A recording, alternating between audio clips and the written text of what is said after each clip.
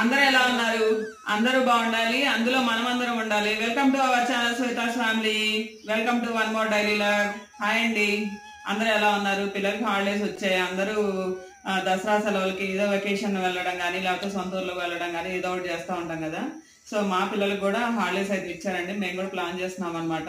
ఇంకా ముందుగా అందరికీ నవరాత్రి అలాగే దసరా శరన్నవరాత్రులు శుభాకాంక్షలు. అలాగే మనకి తిరుమలలో కూడా శ్రీవారి బ్రహ్మోత్సవాలు కూడా స్టార్ట్ అవుతాయి. అందరూ ఆ దేవుని ఆశీస్సులతో అందరూ చల్లగా ఉండాలని మనస్ఫూర్తిగా మేము ఉండాలి, అలాగే మీరందరూ కూడా ఉండాలని మనస్ఫూర్తిగా కోరుకుంటూ welcome to one more daily log. ముందుగా మనం శరన్నవరాత్రులు చేసుకునేటప్పుడు ఆ అమ్మ ఆ శక్తి మనకి ధైర్యలక్ష్మి, ధనలక్ష్మి, సంతానలక్ష్మి, గృహలక్ష్మి అంటే ఆ రూపాలు వేరుగా చెప్పుకుంటూ ఉంటాం కానీ మనకు ప్రబోధించేది అదే అండి. అంటే ఇంట్లో కూడా మనం ఒక భార్యగా, తల్లిగా, గృహిణిగా మనం చేసే పనులు కూడా అలానే ఉంటాయి. అంటే కుటుంబాన్ని తీర్చిదిద్దడంలో కానీ, మనీ మేనేజ్మెంట్లో కానీ, లేకపోతే కుటుంబాన్ని పర్యవేక్షించడంలో కానీ, పిల్లల్ని చదివించడంలో కానీ సరస్వతీదేవి అంటే అన్ని రకాలుగా అమ్మ ఏం చెప్తుంది అంటే మీరు కూడా ఇలానే ఉండి కుటుంబాన్ని నడిపించాలి, ధైర్యంగా ఉండాలి. మనం అంతా ఇదిగా చూసుకుంటేనే మనకి ధనలక్ష్మి కానీ, ధైర్యలక్ష్మి కానీ, సంతానలక్ష్మి కానీ, గృహలక్ష్మి కానీ ఈ విధంగా అంటే మనకి ఈ నవరాత్రుల నుంచి మనం పండగ చేసుకోవడంతో పాటు మనం ఇలాంటి విషయాలను కూడా గమనంలోకి తీసుకొని మనల్ని ఒక శక్తిగా పోలుస్తూ అమ్మ మనకి ఆమె చెప్పాలనుకున్న విషయాన్ని మనకి చెప్పారనమాట. సో ఇవన్నీ స్మరించుకుంటూ మనం దసరా శరన్నవరాత్రులు కూడా చక్కగా పూజ చేసుకోవాలి. అలాగే మనకి హైదరాబాద్లో, తెలంగాణలో అయితే ముఖ్యంగా బతుకమ్మ పండగ ఇంకా స్టార్ట్ అయిపోయిందండి. ఇంకా ఎక్కడ చూసినా సరే సందడి, అందరూ కలిసి ఒక ఉన్నతిగా జరుపుకోవాలనే ఈ పండుగల యొక్క ఉద్దేశం కూడా. సో ఈ రోజు అయితే అంటే హాలిడేస్ ఇచ్చారు. ఇంకా మా వారికి హాలిడే, పిల్లలకి హాలిడే అనేది తొందరగా దొరకదు అనమాట. ఇలాంటి టైంలో వాళ్ళందరికీ ఎప్పుడు చేసుకునే అంటే దోశ అంటే కామన్గా చేసుకుంటాం. దోశలోకి ఏం చేసుకుంటాం మనం?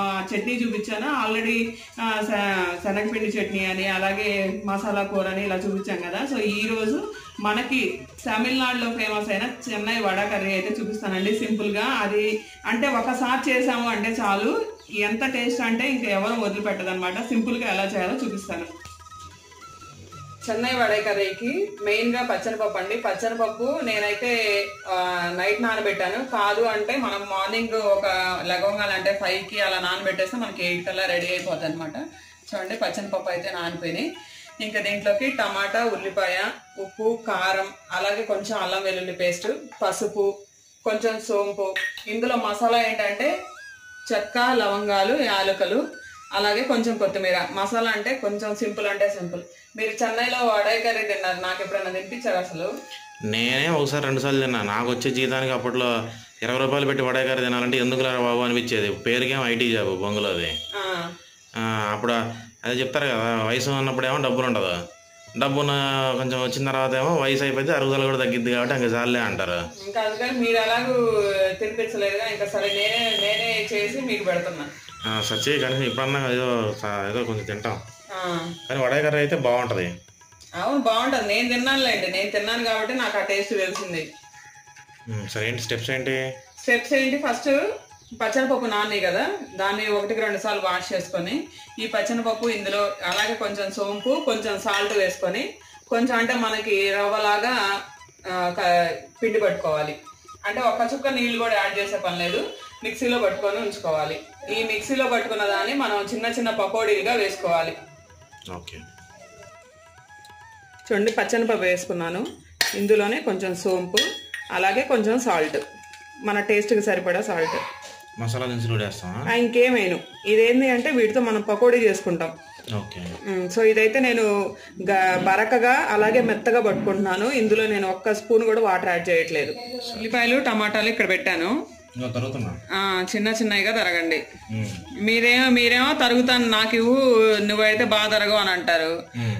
వాళ్ళు చూసే వాళ్ళు, మన సబ్స్క్రైబర్స్ ఏమో ఎందుకు అన్నయ్య చార్జ్ చేపిస్తున్నావు అని అంటున్నారు. గ్యాంగ్ లీడర్ అని, గ్యాంగ్ లీడర్ కానీ ఫైట్ చేస్తే మనం ఏమో ఈ కూరగాయలు తిరుగుతా ఉంటాం.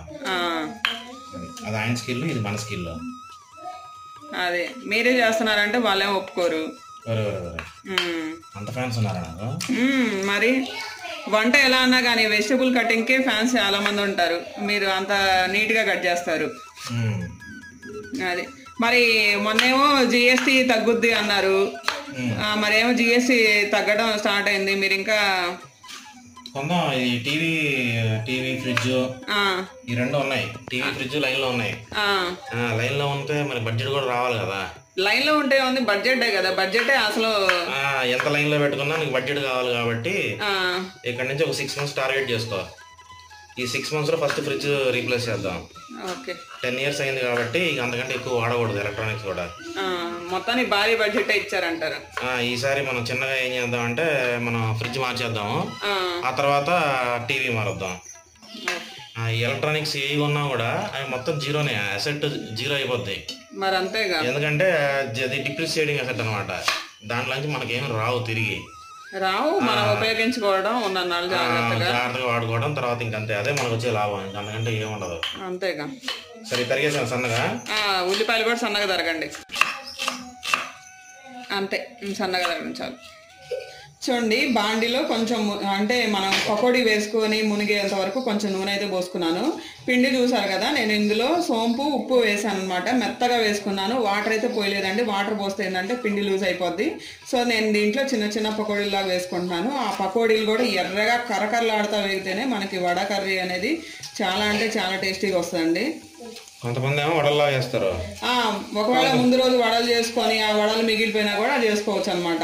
ఇప్పుడు మనం ఏంటంటే ఇప్పుడు ఆ వడ మన కూరలో వేసిన తర్వాత ఎట్లా ముక్కలు అయిపోయింది. అవును, సో అలా అయినా వేసుకోవచ్చు. ఇలా మనం చిన్న చిన్న ముక్కలు వేసుకుంటే కూర కూడా తొందరగా రెడీ అయ్యే అవకాశాలు ఉంటాయి. మళ్ళీ మీరు వడ అంటే మనం గారెలు చేసుకొని ఆ గారెలు వేసారు, అట్లా కాదు. ఇది మసాలా వడే, పచ్చిమిరప వడ మన వడే కర్రీ. అవును, పకోడీ అయితే అయిపోయినాయండి. చూసారు కదా, చూడండి ఇదిగో గుల్లగా వచ్చినాయి. ఇదిగో ఇట్లా ఇంకేముంది, అసలు కూరలో వేస్తే టక్కన అయిపోతుంది పిండి. అది అట్లా రావాలన్నమాట. అట్లా వస్తే మనకి టేస్ట్ బాగుంటుంది, మనకి పకోడీ కూడా టేస్టీగా ఉంటాయి. సో వేరే ప్యాన్ తీసుకున్నాను. ప్యాన్లో ఒక 2 స్పూన్లు ఆయిల్ యాడ్ చేసి ముందుగా ఏవైతే మసాలా దినుసులు ఉన్నాయి, మసాలా దినుసులు అంటే ఏం లేవు, చెక్క, లవంగాలు, యాలుక్కాయలు, అవి కూడా లిమిటెడ్ క్వాంటిటీ అనమాట. మనకి కొంచెం ఫ్లేవర్ ఎక్కువ కావాలి కాబట్టి యాలుక్కాయలు ఒక 2 ఎక్కువ వేసాను. వేస్తా. ఉల్లిపాయలు వేసిన తర్వాత ఇవి వేగిన తర్వాత ఉల్లిపాయలు వేస్తాను, ఆ తర్వాత అల్లం వెల్లుల్లి పేస్ట్. చూడండి మసాలా దినుసులు వేగినాయి, ఇందులో ఉల్లిపాయలు వేస్తున్నాను. ఉల్లిపాయలు వేగుతూ ఉన్నాయి కదా, ఇందులోనే ఒక 1/2 స్పూన్ అంతా అల్లం వెల్లుల్లి పేస్ట్ వేసాను. అది కూడా కలుపుకొని వేగాలి.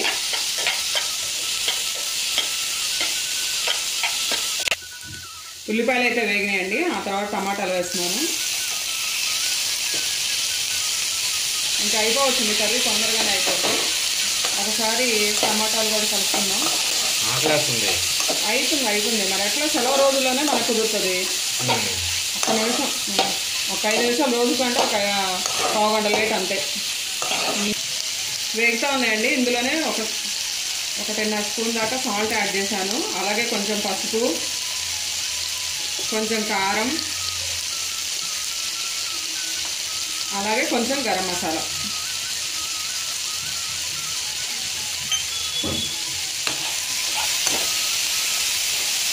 ఉల్లిపాయ టమాటాలు కొంచెం మగ్గితే చాలండి, మనం వాటర్ పోయాలన్నమాట. అందుకని కొంచెం వేడిగా అంటే హై ఫ్లేమ్లోనే పెట్టుకుంటే తొందరగా మగ్గిపోతాయి. అంటే దీంట్లో కొంచెం నూనె ఎక్కువ వేస్తున్నాం కాబట్టి వేసుకునేటప్పుడు కూడా మనకి అడుగంటకుండా కలుపుతూ ఉంటే తొందరగా మగ్గిపోతాయి అన్నమాట. చూడండి టమాటాలు ఉల్లిపాయలు మొత్తం మగ్గిపోయాయండి. ఇందులో నేను సుమారు 2 చెంబుల నీళ్ళు అయితే యాడ్ చేస్తున్నాను. మరి అవన్నీ మరగాలి.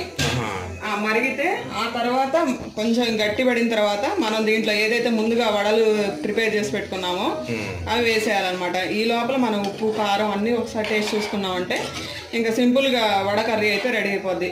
ఈ లోపల మనం బ్రష్లు కూడా చేసుకోలేదు కదా, బ్రష్లు కూడా చేసేసుకుందాం. ఓకే, నీళ్ళు అయితే బాగా మరుగుతున్నాయి కదండి. ఉప్పు, కారం అన్నీ టేస్ట్ చేసుకున్నాను అనమాట. సో ఇంకా ముందు మనం వడలు వేసే ముందు కొంచెం కొత్తిమీర కూడా వేసేసుకుంటున్నాను. మీరు బ్రష్ చేసేసుకున్నారా? చేసుకున్నా, రెడీగా ఉన్నా. అయిపోయింది. ఇంకా వెంటనే ఇంకా టైం ఏం పట్టదు, వెంటనే అయిపోద్ది. సో సిమ్లోకి పెడుతున్నాను ఫ్లేము. ముందుగా రెడీ చేసి పెట్టుకున్న వడలు వేసేస్తున్నాను.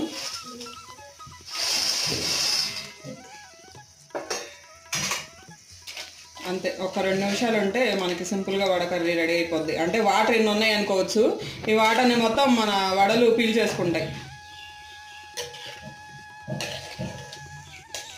చూడండి కర్రీ రెడీ అయిపోయింది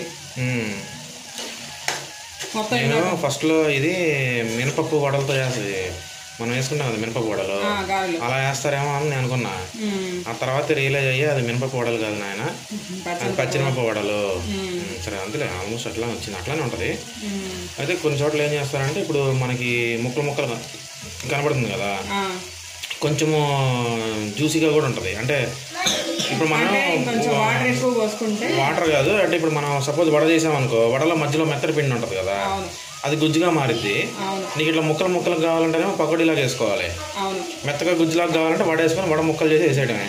అప్పుడు ఏంటంటే నీకు కొంచెం క్రిస్పీనెస్ కనబడుతూ ఉంటుంది, స్మూత్గా ఉంటుంది. లేకపోతే కానీ ఇట్లా పీసులుగా, అంటే మనం ముక్కలు తింటాం మానేసాం కాబట్టి ఆ ముక్కల ప్లేస్లో ఈ ముక్కలు అంతే. మీకోసం చేసిన ఇంకా దోసపిండి కూడా రెడీ చేసుకున్నానండి. అంటే వర్షం పడుతున్నా కూడా పిండి అయితే కొంచెం పెద్దలాడేయడం వల్ల బాగా పులిసిందనమాట. కొంచెం జారుడుగా కలుపుకున్నాను, దోశ కూడా క్రిస్పీగా రావాలని. ఇంకా ఎప్పుడు చేసుకున్న చట్నీలా కాకుండా ఇలా ఒకసారి టేస్ట్ చూడండి. అయితే ఈ దోశ కాంబినేషన్లో ఏం చేశానంటే ఒక 3 గ్లాసులు రైస్, 1 గ్లాసు మినపప్పు, అలాగే 1 గ్లాస్ మాత్రమే కొర్రలు తీసుకున్నాను అనమాట. అంటే పిండి కూడా క్రిస్పీగా రావడం కోసం. ఇంకా పెనం కూడా కాలుతుంది, ఇంకా దోశ వేసేసుకుంటాను. ఫస్ట్ దోశ అయితే మా ధనుష్కి ఇచ్చానండి. ధనుష్ నీకోసం వెయిటింగ్. ధనుష్ ఎలా ఉంది కర్రీ? అలా చెప్తే ఎలాగా? మొత్తం తినాలి, నవ్వలాలి, అప్పుడు చెప్పాలి. నువ్వేదో ఊరికనే చెప్తున్నావు, నోట్లోకి వెళ్ళగానే ఎలా తెలిసింది నీకు టేస్ట్ బాగుందని? బాగుందా నిజంగా? అదండి కర్రీ అయితే సూపర్ అంటే సూపర్గా వచ్చింది అనమాట. ఇంకా మేము కూడా వెయిట్ చేస్తున్నాం. ఫస్ట్ అయితే పిల్లలకి ఇచ్చేసాము, ఆ తర్వాత మేము కూడా తినాలన్నమాట. టిఫిన్స్ అయిపోయిన తర్వాత ఎంతసేపు అని ఆడుకుంటారండి. ఇంకా సెలవులు వస్తే రాసుకుందాము, చదువుకుందాము అనేది అసలు ఉండదు అనమాట. ఇంకా నేను అరుస్తూనే ఉంటాను, వాళ్ళ పనులు అయితే వాళ్ళు చేస్తూనే ఉంటారు. ఇంకా మధ్యాహ్నం అయితే సింపుల్గానే చేస్తాను, ఎందుకంటే ఇంక ఈవినింగ్ వర్షం పడేట్లుంది. ఇంకా ఏదైనా వెరైటీ స్నాక్స్ చేస్తాను అంటే సరే అన్నారనమాట. ఇంకా అందుకని లంచ్లోకి అయితే బెండకాయ ఫ్రై, బెండకాయలోకి 1 ఉల్లిపాయ కూడా వేసాను అనమాట. చాలా టేస్ట్ బాగుంటుంది. ఇంకా దాంట్లోకి చిన్నులపాయ గారు మొన్న చెప్పాను కదా, కొబ్బరి అందులోనే కారంలోనే కొబ్బరి కూడా కలిపితే ఆ కారం టేస్ట్ తగ్గుద్ది, అలాగే మనకి కలర్ కూడా రెడ్గా ఉంటుంది అనమాట. సో ఆ కారం అయితే వేసాను. సో లంచ్ అయితే బెండకాయ ఫ్రై అయితే అయిపోయిందండి. ఇంకా వీళ్ళకి పెట్టేస్తే అంటే తింటారులే, కానీ నేను పెట్టేస్తే ఇంక ఇద్దరు లేకపోతే కొట్టుకుంటూనే ఉంటారు. ఇంకా నేను ఆ పెట్టింది అక్కడే ఉంటుంది, కిందంతా ఉంటుంది అనమాట. సో అందుకని నేనే పెట్టేస్తాను. ఇంకా ఈవినింగ్ స్నాక్స్ మంచి అంటే వెరైటీ చేస్తాను అనేసరికి కాంప్రమైజ్ అయ్యారనమాట. మీకేమో అందరూ హాయిగా మంచిగా తింటారు, నీకు తోడు పిల్లలు కూడా తయారయ్యారు. ఇప్పుడేమో వాళ్ళకి హాలిడేస్, నీకేమో వర్క్ లేదు. ఇంకా వాళ్ళు అందరు కలిసి ప్రశాంతంగా నిద్రపోయారు. నాకేమో టెన్షన్, ఏ స్నాక్స్ చేయాలి, ఏం చేయాలి అని. ఆ మాత్రం టెన్షన్ లేకపోతే ఎట్లా? టెన్షన్ ఎందుకు, నేను కూడా ప్రశాంతంగా పడుకోవాలని ఉంటది కదా. మళ్ళీ నేను నాన్ వెజ్ వైపు రాకూడదు అంటారు. ఒకవైపు మీరేమో నాకు టెన్షన్ లేకుండా చేస్తున్నారు, మీ తాతయ్య ఏమో జనానికి టెన్షన్ లేకుండా చేస్తున్నాడు. ఆయన దెబ్బకి మార్కెట్లో కుదేలవుతుంది. మన చెప్పు, ఏమో ప్రశాంతంగా నిద్రపోతున్నారో లేదో జనం అసలు. ఏదేదో గెలుపుతాడు మనిషి. కాసేపు ఆ వీసా అంత కాస్ట్ అంటాడు, ఈ వీసా 5 లేదంటాడు, ఇంటికి వెళ్ళిపోండి అంటాడు, ఆయన ఇష్టం. అదే అట్లానే ఉంది పరిస్థితి. ఆయన కూడా వాళ్ళ మన వాళ్ళకి మీరు కూడా ఇట్లానే చేస్తున్నారు. నేనేం చేసాను, ఆయనకున్నంత శక్తి నా ఎక్కడ ఉంది? అంటే ఇంకా ఆయనకి 80 ఏళ్ళు ఉన్నాయి కదా.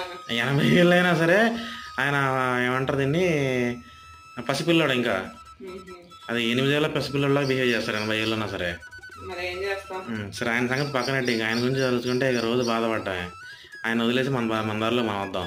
వద్దులే ఆయన ఎవరిక అంటే తలుచుకోవడం అట్లానే, ఇక్కడ మిమ్మల్ని అక్కడ తాతయ్యని. ఎవరన్నా ఆయన? మా తాతయ్య నేను తగులుకున్నాను అనమాట. అంతే. సరే ఎంతకి ఇవాళ స్నాక్స్ ఏంటి? ఇవాళ stuffed mushroom is snacks. Okay, మనం ఈరోజు స్టఫ్డ్ మష్రూమ్ తినబోతున్నాం. ఏంటో చూద్దాం. మరి ఏంటి ఇవాళ ఎట్లా చేస్తారు? నీకు ఏమేం కావాలి? ఫస్ట్ మష్రూమ్స్ 2 ప్యాకెట్లు తీసుకున్నాం, మన అందరికి సరిపోవాలి కదా. ఈ ఫస్ట్ మష్రూమ్స్ ని వాష్ చేసుకోవాలి. ఇంకా వీటికి స్టఫింగ్ ఏం చేస్తామంటే చీజ్, పాలకూర, అలాగే చిన్నుల్లిపాయలు, పన్నీరు. పాలకూర తెచ్చావు, చీజ్, చిన్నుల్లిపాయలు, పన్నీరు. ఆ తర్వాత మనకి రెడ్ చిల్లీ ఫ్లేక్స్, సీజనింగ్, మిరియాల పొడి, బ్రెడ్ క్రమ్స్. అంటే చూడడానికి లిస్ట్ చాలానే ఉంటదిలే, కానీ చేసే ప్రొసీజర్ చాలా ఈజీ. అదేలే, అంటే మరి ఇక స్నాక్స్ అంటే మరి ఈ మాత్రం హంగామా ఉండాలి. అది. సో సో ఫస్ట్ అయితే నేను మష్రూమ్స్ తీసుకున్నా, ఒక 2 ప్యాకెట్లు తీసుకొచ్చాను. అయితే ఫ్రెష్ తీసుకుంటే బాగుంటది. అది ఫ్రెష్ తీసుకోవాలా, చిన్నవి తీసుకోవాలా, పెద్దవి తీసుకోవాలా? చిన్నవి పెద్దవి అని కాదు, అంటే మనం ఏం చేస్తామంటే ఇప్పుడు 2 మష్రూమ్స్ కలిపి టూత్ పిక్స్ పెట్టి చేస్తాం అన్నమాట. ఒకే సైజు ఉండాలి. ఏవి తీసుకున్నా, ఏ సైజు తీసుకున్నా, మీకు స్టఫింగ్ ఎక్కువ కావాలంటే పెద్ద సైజు తీసుకుంటే స్టఫింగ్ లోపల ఎక్కువ పడుతుంది. అది పెద్ద అయితే బెటర్, మీడియం సైజు లేదా మీడియం కంటే పెద్ద అయితే బెటర్, బాగుంటాయి. చిన్నవి అయితే అసలు వద్దు. ఓకే, అది ఇప్పుడైతే మొత్తం క్లీన్ చేసాను, చూసారు కదా.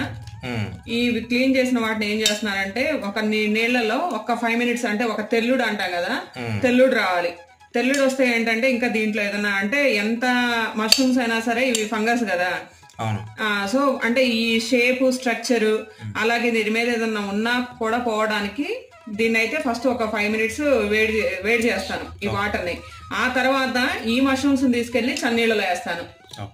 అప్పుడు ఏంటంటే వీటి స్ట్రక్చర్ పర్ఫెక్ట్ గా ఉంటది. మనం ఏదన్నా ఇప్పుడు స్టఫింగ్ పెట్టినా పక్కకు వెళ్లకుండా అట్లా ఉంటది అనమాట.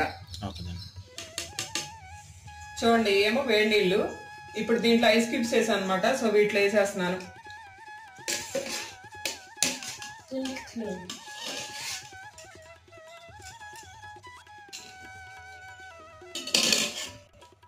చూడండి, దీంట్లో ఉన్న గ్రోత్ నేను చేతితో తీసేస్తున్నాను. అంటే దీని మీద ఉన్న కాడలు కూడా తీసేయాలన్నమాట.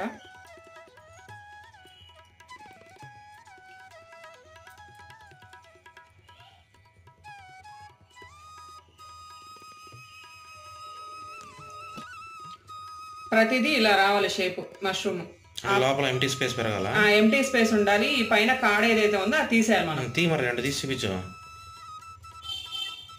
ఇదేంటంటే ఇప్పుడు మనం స్టఫింగ్ లోకి వాడుకుంటాం. చూడండి, మష్రూమ్స్ అన్నీ లోపలంతా క్లీన్ చేసి, అంటే ఇప్పుడు మొత్తం అయితే తీసి పెట్టాను అనమాట. అయితే ఏ సైజుకి ఆ సైజే పెట్టుకోవాలి. అలా అయితేనే మనకి స్టఫింగ్ అలాగే వీటిని టూత్ పిక్తో కూడా గుచ్చుతాం కాబట్టి ఫస్ట్ అయితే మొత్తం ఇలా పెట్టాను. ఇంకా అలాగే మష్రూమ్స్ ఎలా చేసామో ఫస్ట్ వేడి వాటర్లో వేసి తర్వాత చన్నీళ్ళలో వేసి ఇప్పుడు పాలకూర కూడా అలానే చేశానండి. పాలకూర కూడా స్టఫింగ్ అయితే రెడీ అయిపోతుంది. ఇంకా మా వారికి ఇచ్చాను. ఆయన చేయబడకపోతే రెసిపీ కంప్లీట్ కాదు కదా, మీకు తెలుసు కదా.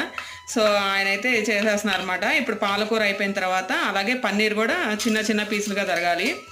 అవును, ఇంతకీ మనకి H1B వీసా మీద ఎక్కువ పెట్టారు కదా మీ తాతయ్య, దానివల్ల ఏమన్నా మనకి నష్టం ఉంటుందా? నీకు ఎప్పుడు మా తాత మీదే నీకు అన్నంతా. మరేం చేస్తాం, మహానుభావులు ఎవరున్నారో వాళ్ళనే ఆదర్శంగా తీసుకోవాలి కదా. మంచోడు 80 ఏళ్ళు వచ్చినా సరే ఒంటి మీదకి 8 ఏళ్ళు వచ్చిన పసిపిల్లలాగా బిహేవ్ చేస్తాడు. అవును, ఏ నష్టం అంటే ఏం లేదు. కొంతమంది ఏం చెప్తున్నారంటే ఇండియాలోనే గ్లోబల్ ఆపరేషన్ సెంటర్స్ పెరుగుతాయి అంటున్నారు. ఓకే. కొంతమంది ఏమంటున్నారంటే ఇప్పుడు అమెరికా టైం ఎంత గ్లోబల్ ఆపరేషన్స్ పెరిగినా ఇప్పుడు నీకు అమెరికా టైం జోన్ లో పనిచేయాలి కాబట్టి నియర్ షోర్స్ లో అంటే మెక్సికో, కెనడా ఆ చుట్టుపక్కల దేశాల్లో పెరుగుతాయని చెప్పి, అంటే వాళ్ళ టైమింగ్స్ దగ్గరగా ఉండే కంట్రీస్, వాళ్ళ టైం జోన్ కి దగ్గరగా ఉండే కంట్రీస్ కి అవకాశం వస్తుంది. సో మన ఇండియన్ కంపెనీస్ అక్కడ ఆఫీసులు ఫామ్ చేయొచ్చు అంటున్నారు. ఇది ఏంటంటే ఇప్పటికిప్పుడే రేపొద్దునే కట్టేసి చేస్తారంటే కాదు. ఇది ఏంటంటే ఒక స్లో మూమెంట్ లో పెరుగుతుంది. అయితే డెవలప్మెంట్ అనేది నియర్ షోర్స్ లో పెరుగుతుందా లేకపోతే ఇండియాలో పెరుగుతుందా అనేది మనం చెప్పలేము. అంతేగా.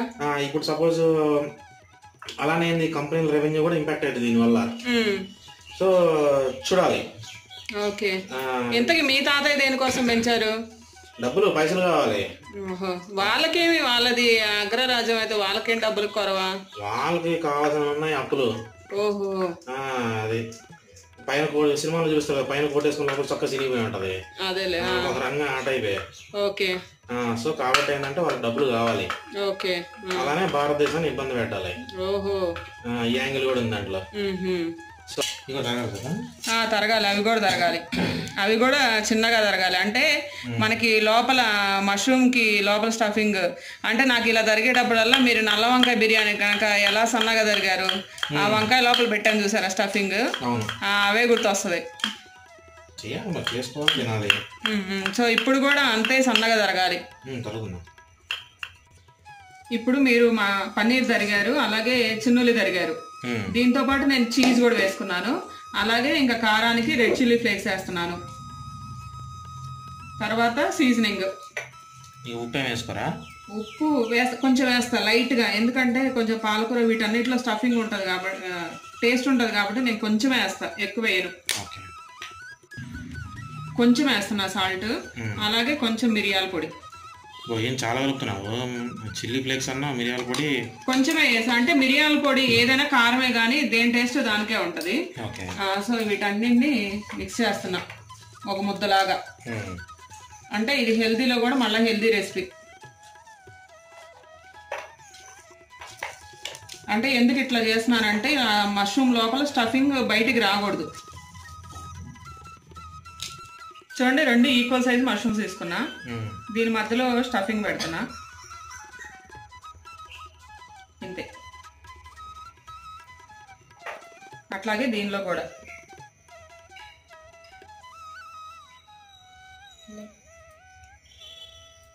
ఇదేనా డబల్ డెక్కర్ అంటే? డూప్లెక్స్ కింద పెట్టుకో, చేయి గుచ్చుకుంటారేమో. గుచ్చుకోదులేండి, కింద మష్రూమ్ ఉందిగా. మరీ చివరికి గుచ్చకూడదు, మరీ. ఇదిగోండి ఇంకోటి ఇవ్వమ్మా ధనుష్.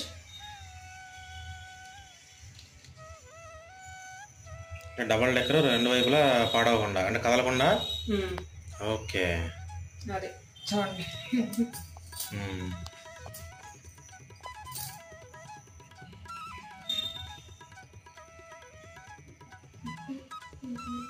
అట్లాగే ఇంకోటి పెడుతున్నా. ఏం లేదు దీంట్లో వల్ల ఇబ్బంది ఏంటి అంటే ఈక్వల్ సైజ్ తీసుకోవాలి, స్టఫింగ్ బయటికి రాకుండా పుల్లలు పెట్టుకోవాలి. ఓకే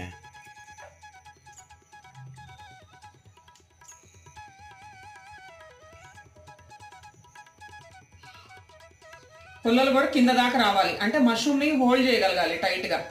అదే అంటే మష్రూమ్ కదలకూడదు ఎట్టి పరిస్థితుల్లో. అంతే. ఓకే ఇప్పుడు ఏది కదలవు ఇక. అంతే రైట్. చూడండి మష్రూమ్స్ ఫస్ట్ మనం ఏ సైజ్ తీసుకున్నాం, ఎలా తీసుకున్నా ఇప్పుడు చూసారు కదా, మొత్తం వాటి రూపం స్ట్రక్చర్ మొత్తం మారిపోయింది అనమాట. ఏంది ఇది మష్రూమ్ ఎట్లా ఉంది, ఎట్లా తయారైంది?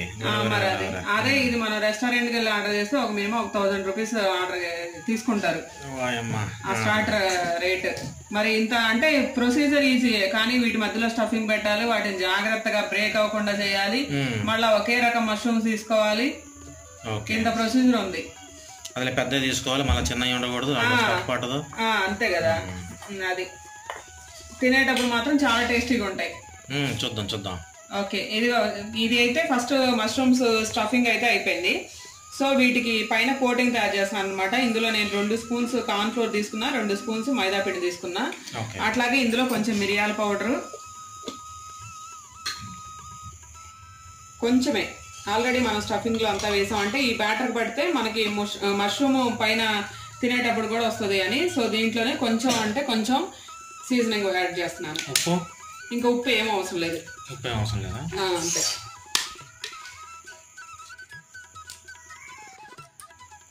సరుకులు ఏమైనా పెట్టాలా? GST 0 ఈరోజు నుంచి అయిపోయింది.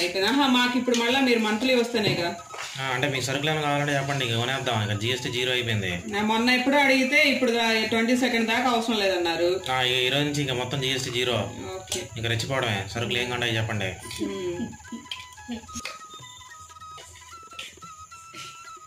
పలచగానే ఉంది కోటింగ్, గట్టిగా అవసరం లేదా? అవసరం లేదు. ఇప్పుడు వీటిలో ముంచాను కదా. ఓకే బ్రెడ్ క్రమ్స్ మీద వేస్తున్నాం.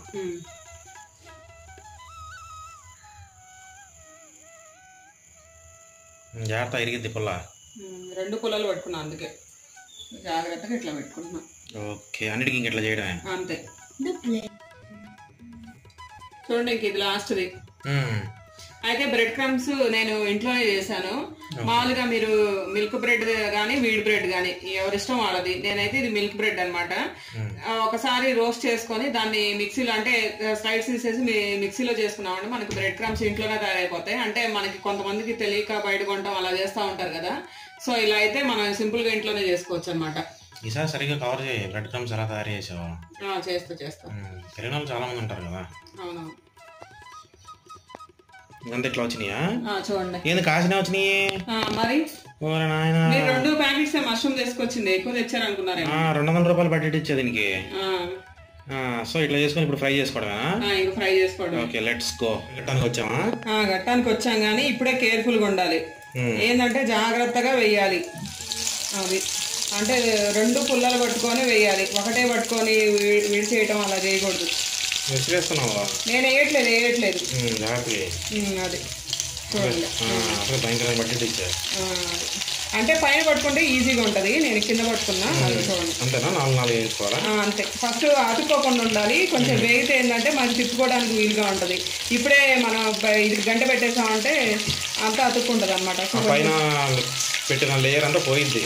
అవును, అది పోకూడదు. ఫస్ట్ ఒక లెవెల్ ఉడికితే మనం తిప్పుదాం. అంతే అంతే.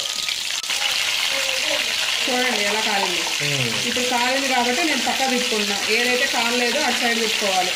ఇంక ఇప్పుడు ఏంటంటే మనకి అతుక్కోవడం పోవటం ఏమి ఉండదు. కొంచెం నూనె డ్రాప్స్ పడుతున్నాయి, ఎందుకంటే బ్రెడ్ క్రమ్స్ అవి ఉన్నాయి కాబట్టి. అంతకుమించి ఇంకేం లేదు. అది